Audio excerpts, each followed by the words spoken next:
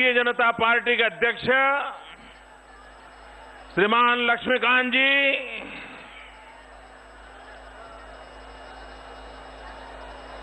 श्रीमान रमापति जी, श्री सूर्य प्रताप जी, श्रीमान कलराज जी, श्रीमान लालजी टंडन जी, श्रीमान ओम प्रकाश सिंह जी, भाई विनय कटियार जी, मंच पर विराजमान सभी वरिष्ठ नेतागण और गोरक्षपीठ की इस पवित्र धरती पर पधारे हुए लाखों लाखों भाइयों और बहनों, ऐसा लग रहा है कि उत्तर प्रदेश के हर क्षेत्र ने एक दूसरे से आगे निकलने की स्पर्धा ठान ली है।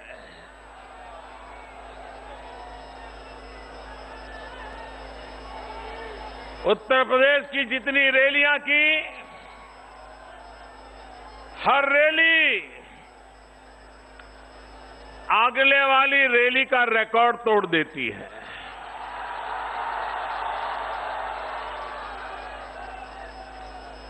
मैं हेलीकॉप्टर से जब आ रहा था तो ये दृश्य देख रहा था, चारों तरफ लोग ही लोग नजर आ रहे थे।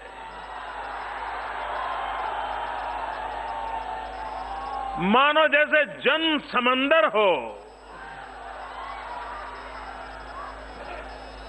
भाइयों बहनों, इस ठंड के समय में, और वो भी गोरखपुर और अगल बगल के इलाके से इतनी बड़ी रैली,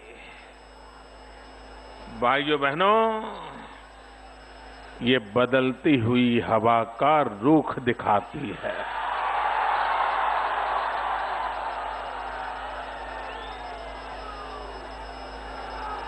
हवा किस तरफ चल रही है?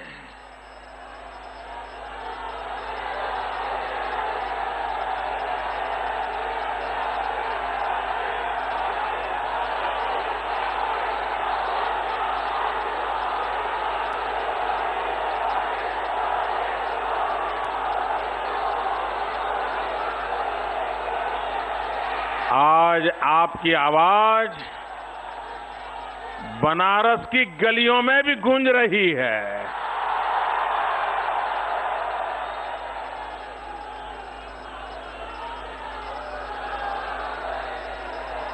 भाइयों बहनों, चुनाव हमने बहुत देखे हैं, लेकिन ये ऐसा चुनाव है जिस चुनाव का फैसला देश के कोटि कोटि जनों ने कर लिया है।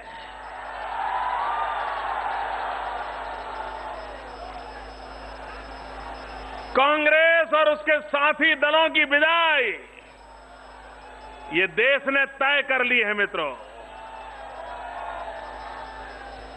और कांग्रेस मुक्त भारत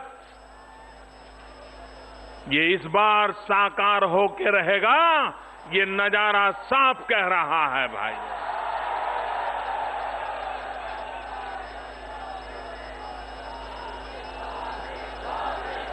भाइयों बहनों,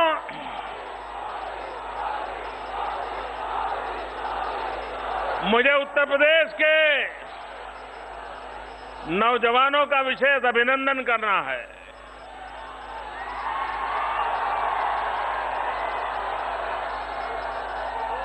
15 दिसंबर को सरदार वल्लभ भाई पटेल की पुण्यतिथि थी और उस दिन पूरे देश में सरदार वल्लभ भाई पटेल को श्रद्धांजलि देने के लिए देश भर में एकता दौड़ का आयोजन किया था। भाइयों बहनों, मुझे खुशी है उत्तर प्रदेश के हर कोने में इस ठंड में that little एकता दौड़ के लिए दौड़े सरदार वल्लभ। लाखों नौजवान एकता दौड़ के लिए दौड़े, सरदार वल्लभ भाई पटेल को याद करके दौड़े और ये विश्व रिकॉर्ड बन गया कि 50 लाख लोग दौड़े थे भाइयों।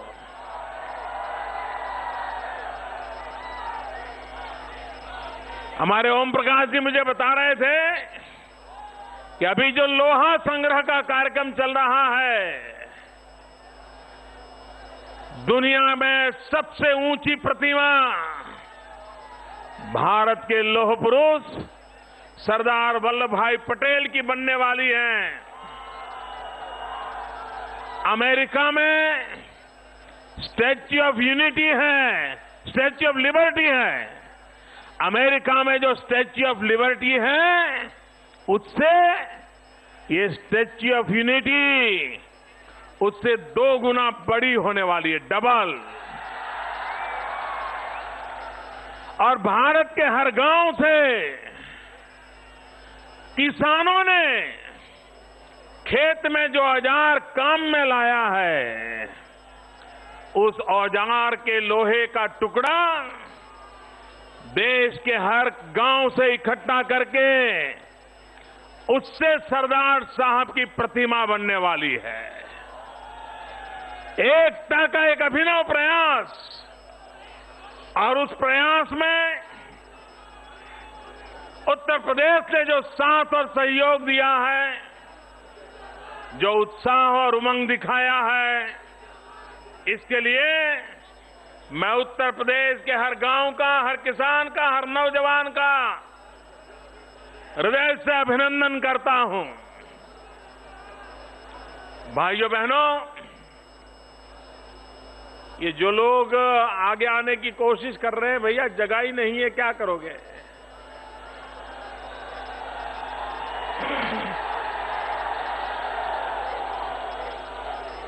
इतनी बड़ी जनमेदनी, अब कितनी ही कोशिश करो आगे नहीं आ सकते भैया।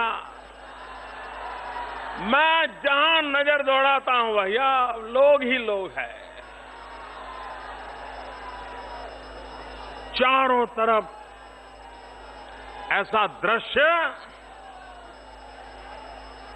जनता जनार्दन के दर्शन ये ईश्वर के दर्शन बराबर होते हैं। ये सौभाग्य हमें मिला है।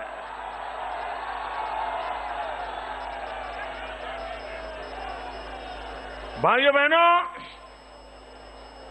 ये गोरखपुर की धरती ऐसी है जहां हमारी महान सांस्कृतिक विरासत, हमारे ऋषियों मुनियों का चिंतन,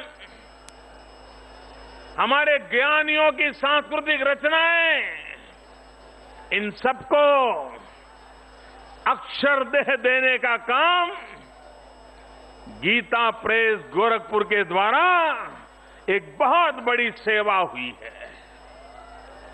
एक प्रकार से ये ज्ञान की उपासना का काम हुआ है, और वही समाज आगे बढ़ता है जो हर युग में, हर समय ज्ञान उपासना की अपनी साधना निरंतर बनाए रखता है। और उस काम में गोरखपुर की धरती का बहुत बड़ा योगदान है। उस धरती को मैं नमन करता हूं।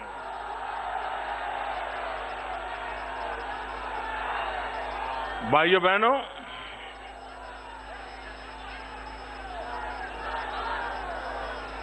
दो 2014 का चुनाव कैसा होगा,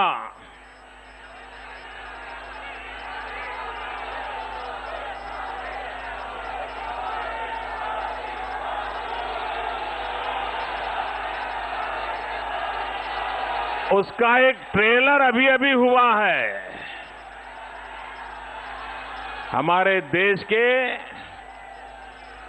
5 राज्यों में चुनाव हुआ और 4 राज्यों में सबसे अधिक भारतीय जनता पार्टी को समर्थन मिला। लेकिन उसमें भी मैं एक बात की ओर ध्यान आकर्षित करना चाहता हूं। कुछ लोग मानते हैं दलित हो, पीड़ित हो, शोषित हो, आदिवासी हो, ये तो कुछ ठेकेदार मानते हैं कि उनकी जेब में है। सालों से ये लोग दलित को, पीड़ित को, शोषित को, आदिवासी को इंसान मानने को तैयार नहीं थे। वे उसे वोट बैंक मानते थे, वोट बैंक मानते थे। और ये ठेकेदारों का मत था कि भारतीय जनता पार्टी आसमान से नीचे गिरे लेकिन दलितों में, आदिवासियों में अपनी जगह नहीं बना सकती है। ये इनके दावे थे। भाइयों बहनों, आज गोरखपुर की पवित्र धरती से मैं कहना चाहता हूं, अभी अभी जो 4 राज्यों के चुनाव में जहां भारतीय जनता पार्टी ने अभूतपूर्व प्रदर्शन किया है, वहां का नजारा क्या है? राजस्थान में अनुसूचित जाति की 34 सीटें हैं। कितनी भाइयों? जरा याद रखिए कितनी? उसमें से कांग्रेस को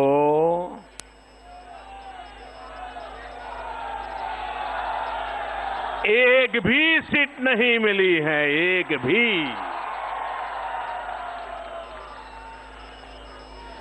34 में से अनुसूचित जाति की 32 सीटें राजस्थान में वहां की जनता जनार्दन ने कमल के निशान पर मोहर लगा के भारतीय जनता पार्टी को विजयी बनाया है। भाइयों बहनों,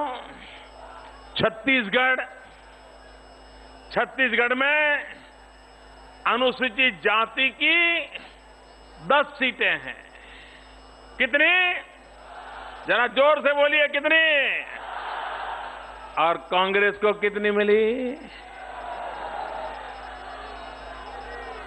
भाइयों बहनों, कांग्रेस को सिर्फ 1 सीट मिली है, 1 सीट।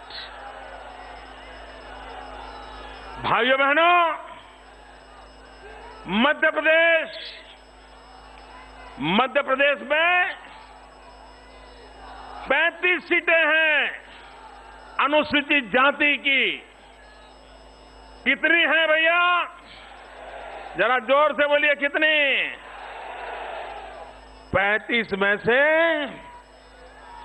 28 सीटें भारतीय जनता पार्टी के खाते में गई है। मैं उत्तर प्रदेश के मेरे दलित, पीड़ित, शोषित, समाज में पीछे रह गए सम भाइयों बहनों को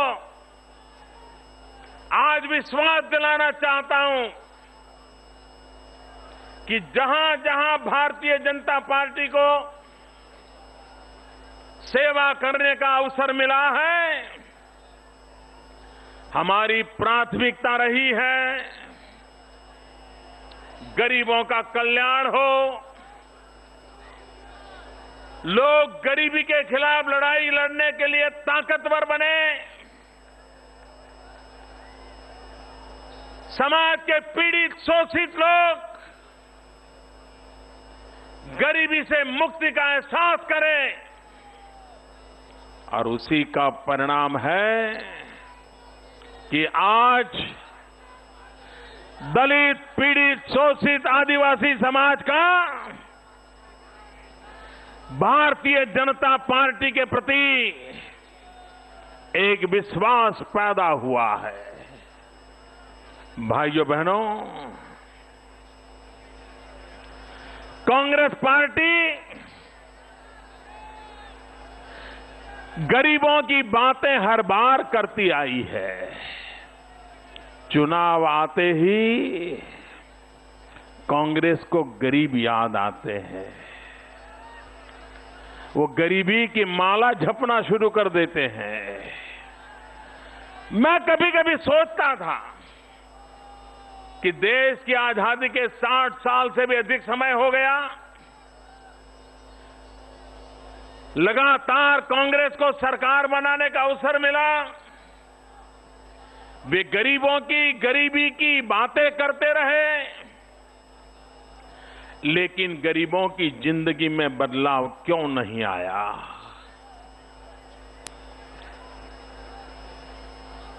साठ साल में बदलाव ना आए, ऐसा तो देश नहीं हमारा। कारण क्या है? भाइयों बहनों, इसका जवाब मुझे मिल नहीं रहा था। मैं बहुत कोशिश करता था कि कांग्रेस की वो कौन सी मानसिकता है, कांग्रेस की वो कौन सी रणनीति है, कांग्रेस की वो कौन सी सोच है, जिसके कारण गरीबों के इतने वोट मिलने के बाद भी उनका छोटा मोटा हर नेता गरीबों की बात करता है, उसके बावजूद भी देश में गरीबी लगातार बढ़ती क्यों चली जा रही है? इस सवाल का जवाब मुझे अभी अभी मिल गया है। भाइयों बहनों, इसका मूल कारण है कांग्रेस पार्टी को गरीबों को गरीब रखने में ही उनका राजनीतिक भविष्य छिपा हुआ है।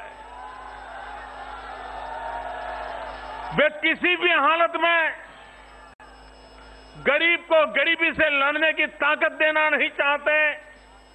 वे किसी भी हालत में गरीबी से मुक्ति का प्रयास नहीं चाहते हैं और उनके भीतर वो ऐसी मानसिकता पड़ी है जो मानसिकता गरीबों के प्रति उपेक्षा के भाव से भरी हुई है।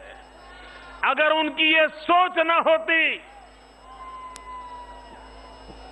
उनके सोचने का एक तरीका न होता, तो भाइयों बहनों, एक चाय वाला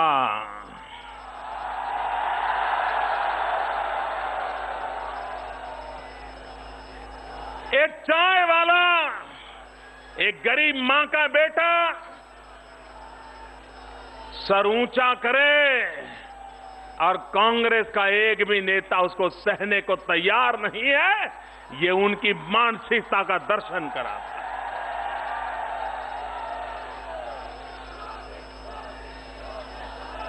वे हमारे राजनीतिक विचारों का विरोध करते,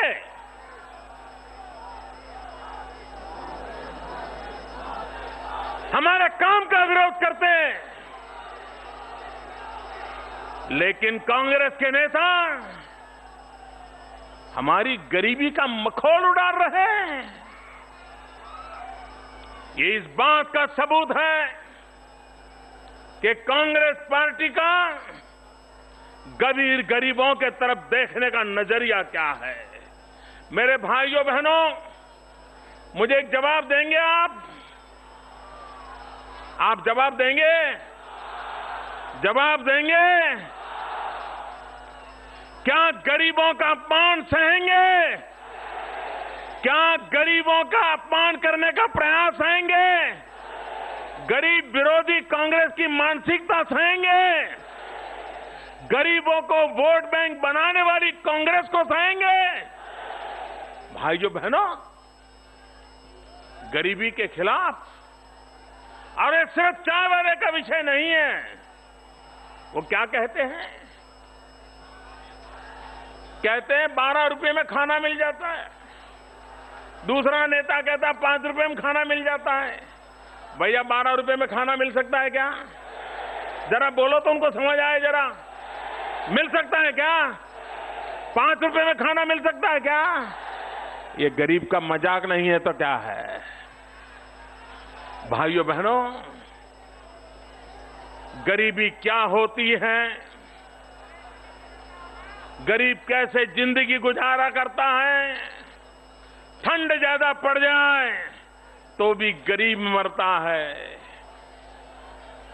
धूप ज्यादा निकल जाए, गर्मी हो जाए तो भी गरीब मरता है, बीमारी फैल जाए तो भी गरीब मरता है। सारे संकट अगर किसी को झेलने पड़ते हैं वो गरीब को झेलने पड़ते हैं।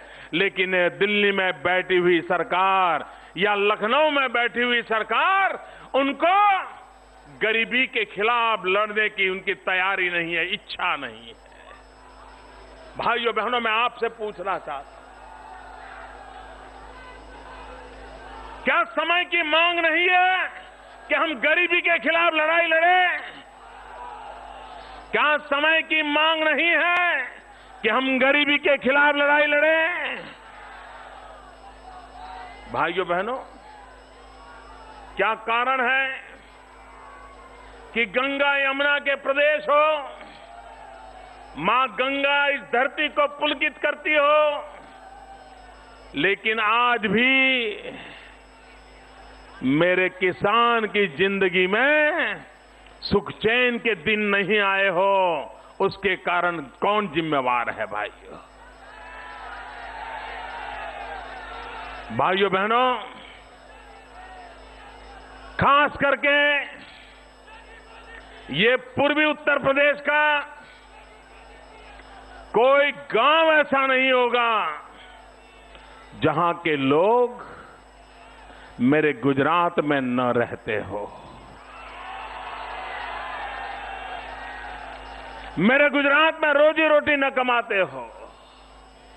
भाइयों बहनों, कौन नौजवान बेटा है जो अपने बूढ़े मां बाप को छोड़ करके सैकड़ों किलोमीटर दूर गुजरात जाना पसंद करे? कौन बेटा है जो अपना गांव, अपने साथी, अपने खेत खलिहान, अपने बूढ़े मां बाप छोड़ करके इतनी दूर चला जाए? क्यों? अगर यहां उसे रोजी रोटी मिलती, उसको मेहनत करने का अवसर मिलता, तो मैं नहीं मानता हूं कि मेरे उत्तर प्रदेश के नौजवान को गुजरात जाने की नौबत आती।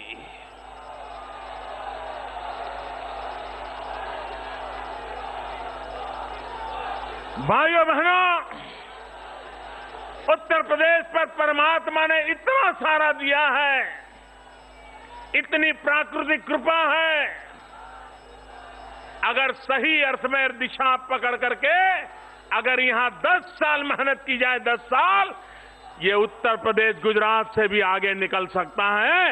ऐसा उत्तर प्रदेश बन सकता है।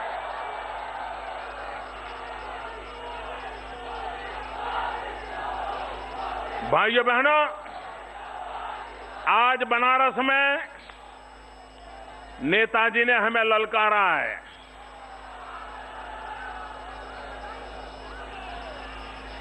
मुझे खुशी का विषय है मेरे लिए कि इन दिनों मैं जहां जहां जाता हूं, बाप और बेटा दोनों मेरा पीछा करते हैं।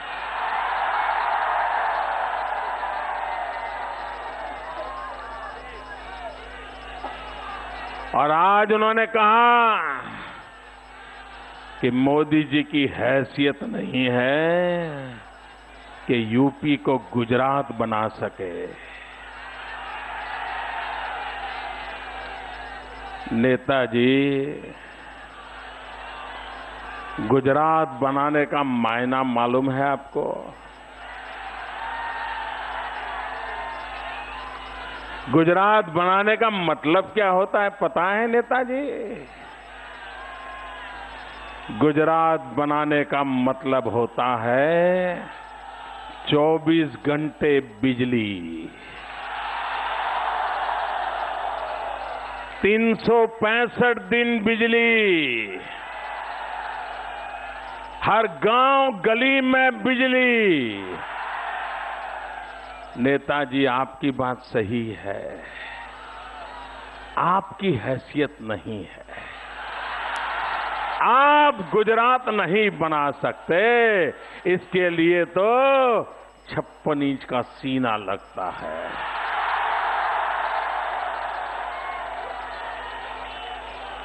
आप नहीं बना सकते।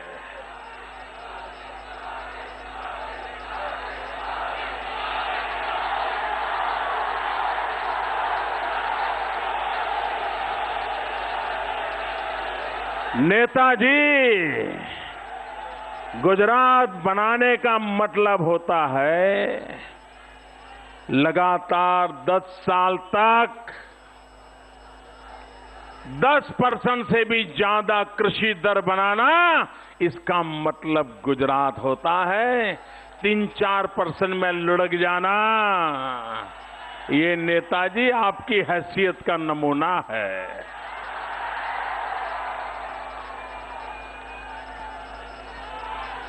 नेताजी, आप गुजरात नहीं बना सकते हो। 10 साल हो गए, गुजरात सुख चैन की जिंदगी जी रहा है, शांति, एकता और सद्भावना लेकर के आगे बढ़ रहा है, विकास की नई ऊंचाइयों को पार कर रहा है। आप नहीं कर सकते हो नेताजी। भाइयों बहनों, मुझे खुशी होगी नेताजी अगर आप गुजरात, उत्तर प्रदेश को गुजरात जैसा बना दें, तो मेरे गुजरात के लोग रोजी रोटी कमाने के लिए उत्तर प्रदेश आने लग जाए। ऐसा उत्तर प्रदेश बनाया जा सकता है। आप नहीं बना सकते।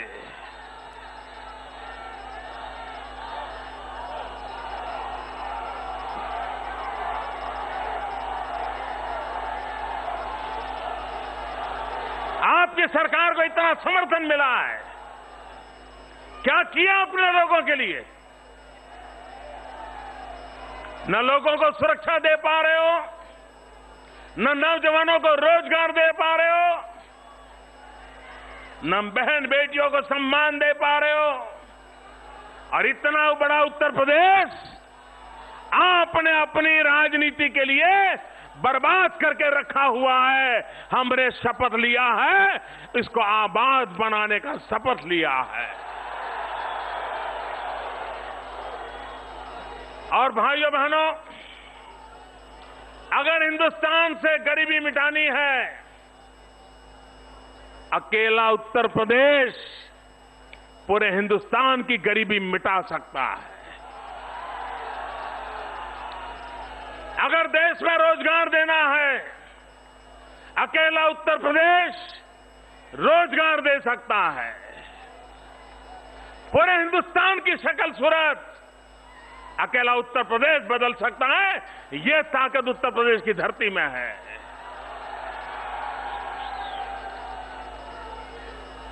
भाइयों बहनों,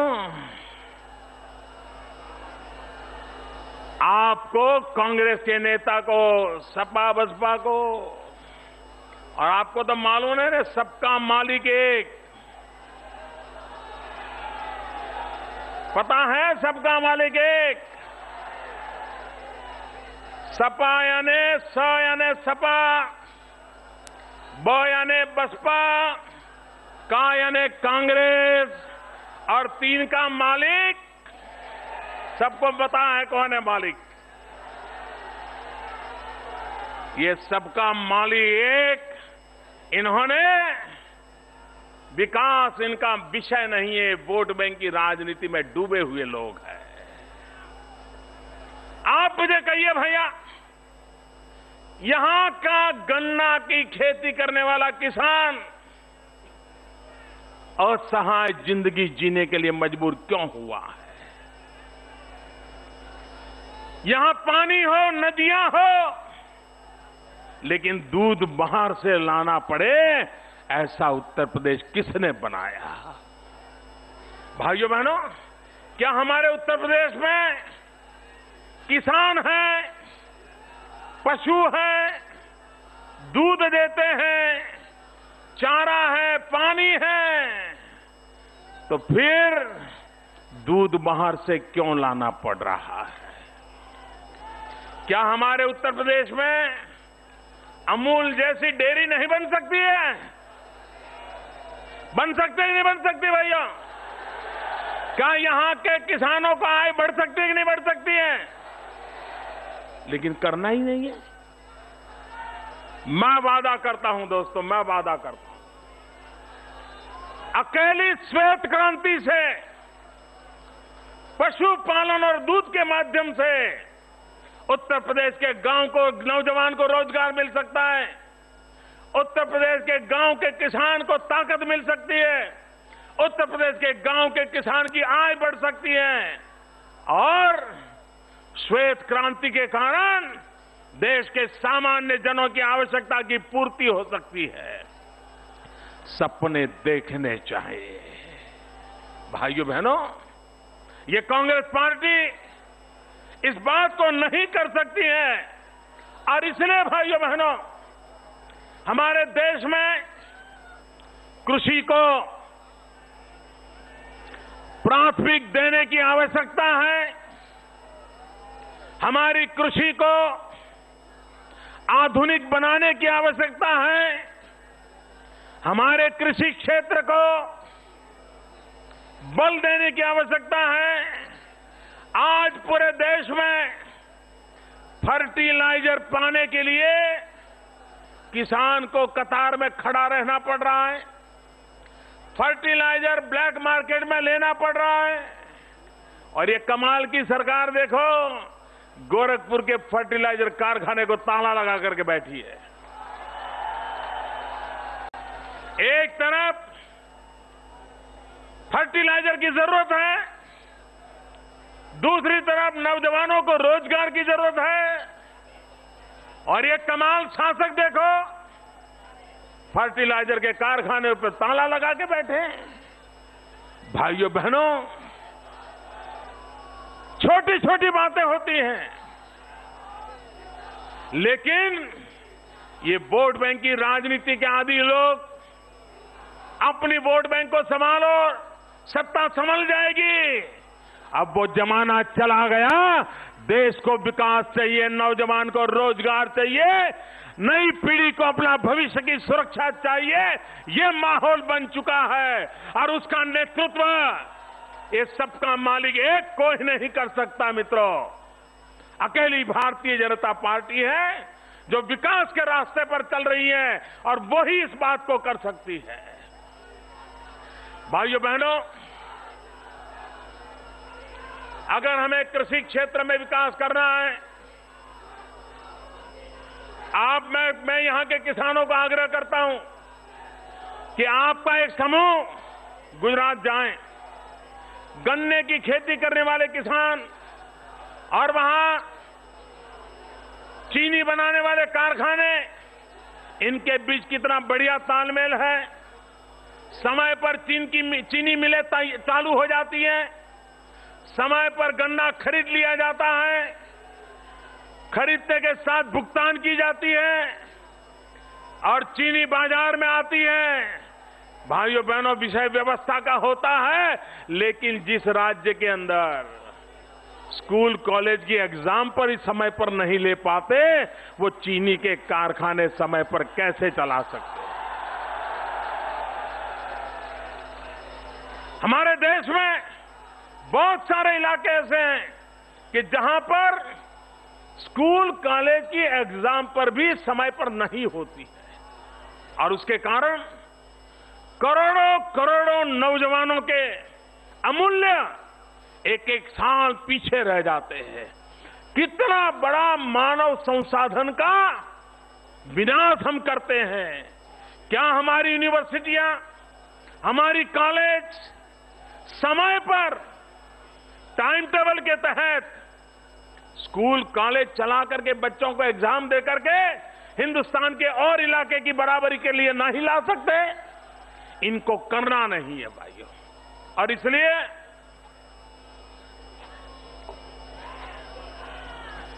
भाइयों बहनों, अगर गांव है तो रोजगार के लिए हमें कृषि को बल देना होगा, और कृषि को भी आगे बढ़ाना है तो कृषि को 3 हिस्सों में बांटने की जरूरत है। कृषि के क्षेत्र को 3 हिस्सों में बांटने की समय की मांग है।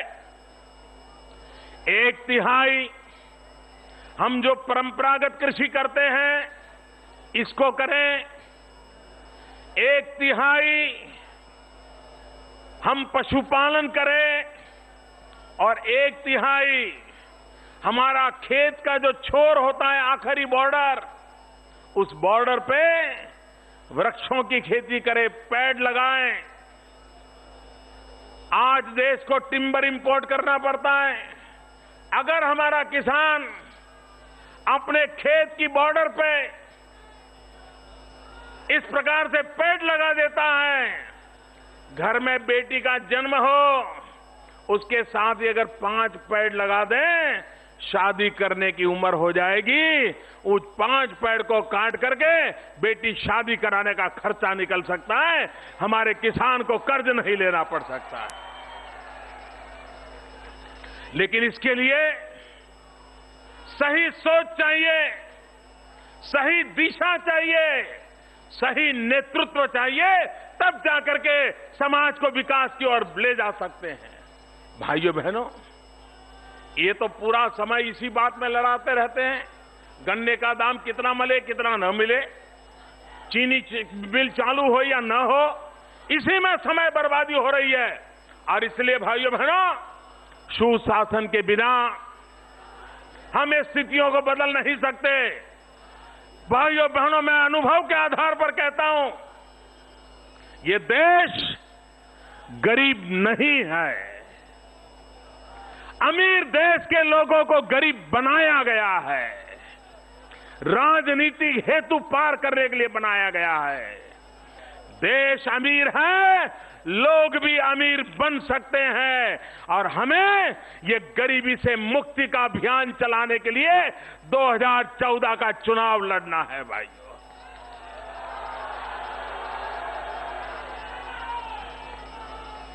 भाइयों बहनों, सामान्य मानवी को सुरक्षा मिलनी चाहिए कि नहीं मिलनी चाहिए?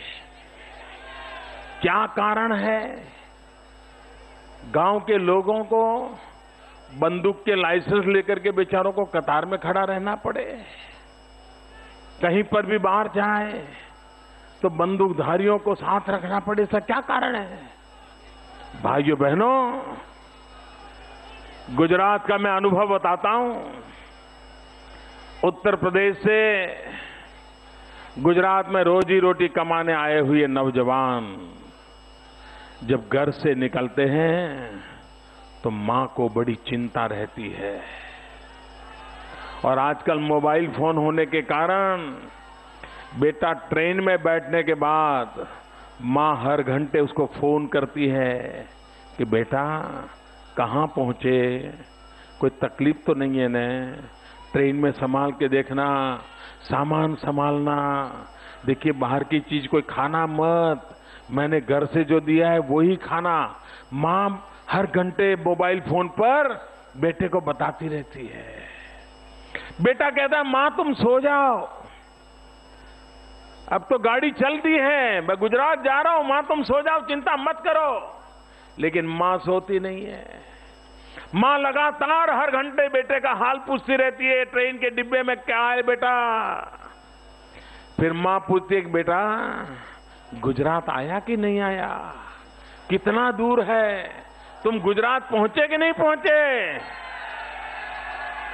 बेटा कहता है मां रात देर हो चुकी है, तुम सो जाओ ना, ट्रेन तो पहुंचेगी। मां मानने को तैयार नहीं, लेकिन जैसा ही बेटा बताता है कि मां अब ट्रेन गुजरात में प्रवेश कर चुकी है तो मां कहती है बच बेटा अब मैं सो जाती हूं, अब सो जाती हूं। गुजरात के अंदर तुम्हारी ट्रेन पहुंच गई, मतलब तुम अब सलामत हो गए। भाइयों बहनों, ये हाल पूरे हिंदुस्तान का बन सकता है कि नहीं बन सकता है? बन सकता है कि नहीं बन सकता है? इसलिए मैं आपके पास आया हूं भाइयों बहनों। हम हिंदुस्तान को रोता हुआ देखना नहीं चाहते, हम हिंदुस्तान को खून से लथपथ देखना नहीं चाहते, हम हिंदुस्तान को बेरोजगार देखना नहीं चाहते, हम हिंदुस्तान के नौजवान को याचक के रूप में देखना नहीं चाहते। भाइयों बहनों, आज गोरखपुर की पवित्र धरती से मैं देशवासियों के पास कुछ मांगना चाहता हूं, आप देंगे? जरा दोनों मुट्ठी बंद करके पूरी ताकत से बताइए, देंगे? देंगे भाइयों? पक्का देंगे? भाइयों बहनों, मैं देशवासियों को कहता हूं, गोरखपुर की धरती से कह रहा हूं, मेरे उत्तर प्रदेश के सभी भाइयों बहनों को कह रहा हूं, आपने 60 साल तक शासक चुने हैं। 60 साल तक शासकों को देश और राज्य चलाने का आपने काम दिया है। मैं आपसे सिर्फ 60 महीने मांगने के लिए आया हूं। आपने 60 साल दिए हैं, मुझे 60 महीने दीजिए। आपने शासकों को चुना है, एक बार सेवक को चुन करके देखिए। भाइयों बहनों, हम आपकी जिंदगी में बदलाव ला करके रहेंगे, हम चैन से बैठेंगे नहीं। आपके सपनों को पूरा करने के लिए हम हमारा जीवन खपा देने के लिए निकले हुए लोग हैं।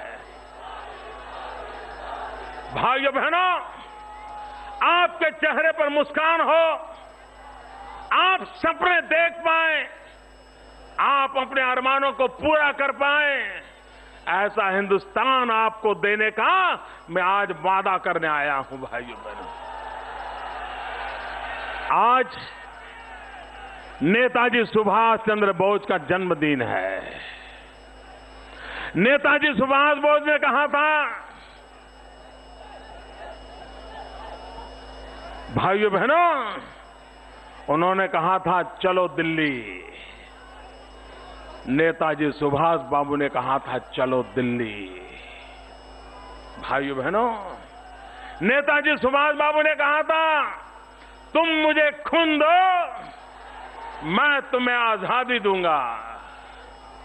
भाइयों बहनों, मैं आपको कह रहा हूं, आप मुझे 60 महीने दीजिए, 60 महीने मैं आपको सुख चैन की जिंदगी दूंगा, ये वादा करने आया हूं। भाइयों,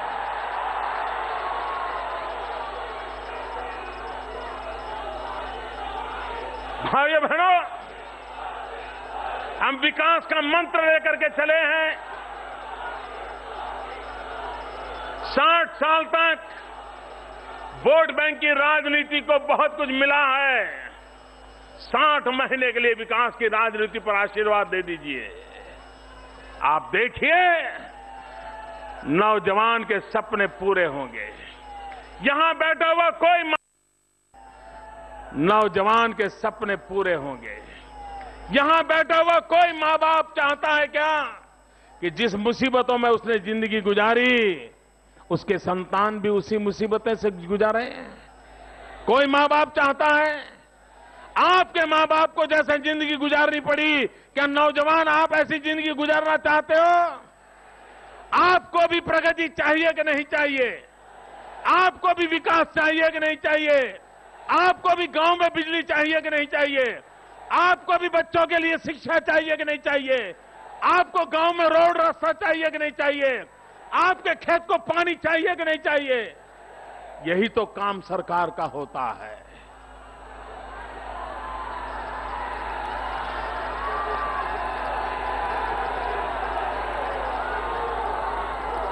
और इसलिए भाइयों बहनों, हम इस देश को न ऐसा देखना चाहते हैं, न ऐसा रहने देना चाहते हैं। हम दुनिया की बराबरी करने वाला हिंदुस्तान बनाना चाहते हैं और इसलिए मुझे आपका साथ चाहिए भाइयों।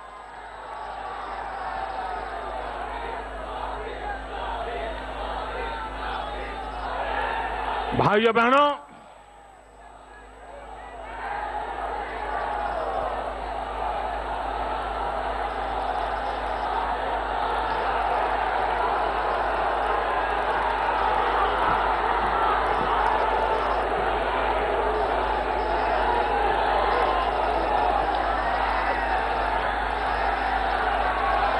मैं साफ देख रहा हूं,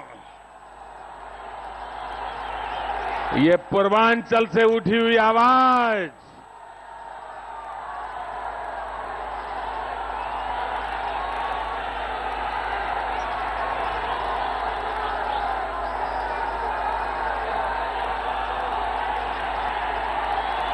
भाइयों बहनों,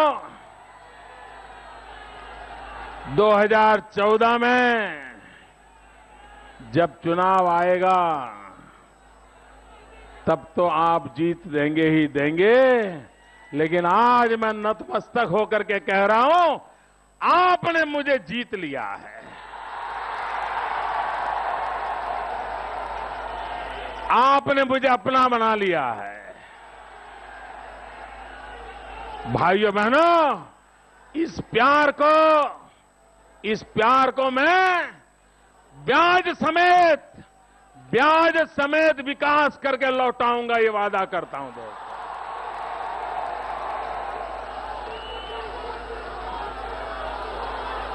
मेरे साथ बोलिए, भारत माता की, भारत माता की, वंदे।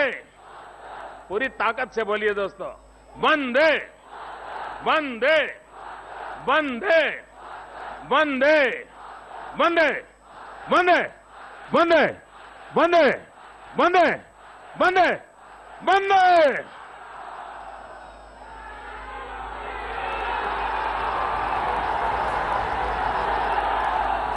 आपने भारत के भावी प्रधानमंत्री माननीय नरेंद्र मोदी जी के विचारों को सुना। उत्तर प्रदेश के गोरखपुर से नरेंद्र मोदी रैली को संबोधित करते हुए उन्होंने कांग्रेस, बीएसपी और समाजवादी पार्टी पर निशाना साधा और कहा कि सबका मालिक एक है।